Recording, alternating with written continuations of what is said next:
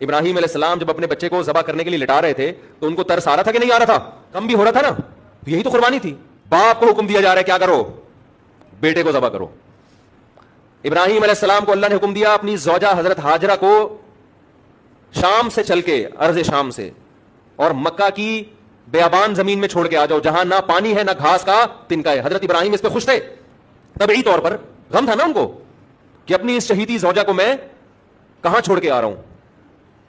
پرہیزگار زوجہ تھی، کتنی پرہیزگار کہ ابراہیم علیہ السلام کے حکم پر بھی انہوں نے عمل کیا. تبھی تو قربانی تھی کہ دل غم زدہ تھا.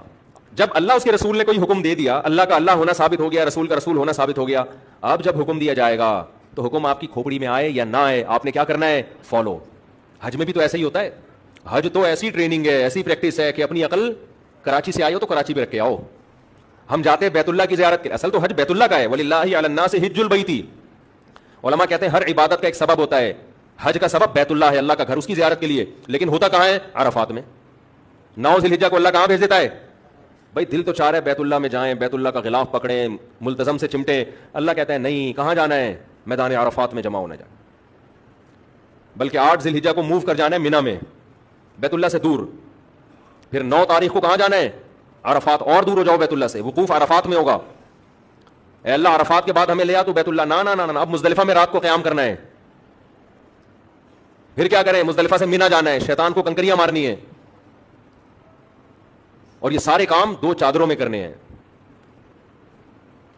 اور پہلے دن جو شیطان کو کنکری مارنی ہے، 2 شیطان چھوڑ کے تیسرے والے کو مارنی ہے، پہلے 2 کو نہیں مارنی. کیوں بھائی؟ یہ تو راستے میں آ رہے ہیں. جب آپ جا رہے ہیں مینا کی طرف تو پہلے پہلا شیطان آئے گا، پھر دوسرا آئے گا، پھر تیسرا. نہ پہلے کو بھی نہیں، دوسرے کو بھی نہیں. کس کو؟ تیسرے کو. یا اللہ یہ کیا ہے؟ یہ شیطان تو یہ بھی ہے نا، یہاں بھی آیا تھا نا شیطان.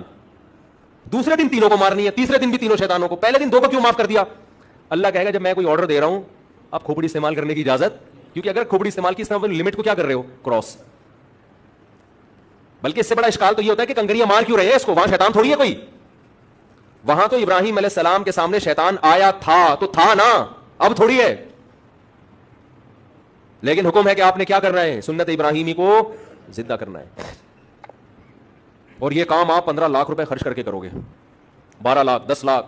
لبرل لوگ چیختے رہ جائیں گے 10 لاکھ سے کسی غریب کی شادی کرا دیتے.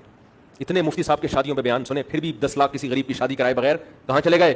کنکریاں مارنے، حج کرنے. 10 لاکھ ان چیزوں پہ خرچ کیا. جس کو مذہب سمجھ میں نہیں آتا اس کو یہ سارے کام کیا لگتے ہیں؟ فضول.